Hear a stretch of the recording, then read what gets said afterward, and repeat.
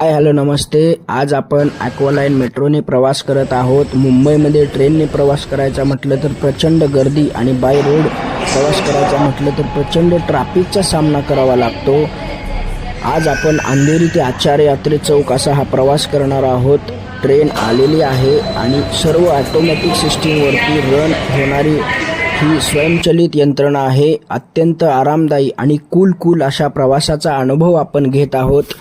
Aqua line मेट्रोने प्रवास करणं खास का आहे तर आपण ॲक्वालाईनमध्ये बसलेलो असताना आपल्या डोक्यावरती 24 तास कधीही न थांबणारं, कधीही न झोपणारं मुंबई शहर, या क्षणी हजारो वाहनं रस्त्यावरती, माणसांचा प्रवास चालू आहे आणि मेट्रोचं तिकीट देखील अत्यंत माफक आहे. आचार्य यात्रे पर्यंत येताना आपल्याला 60 रुपयाचं तिकीट लागलेलं आहे.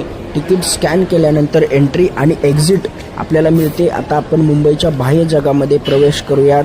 बाय.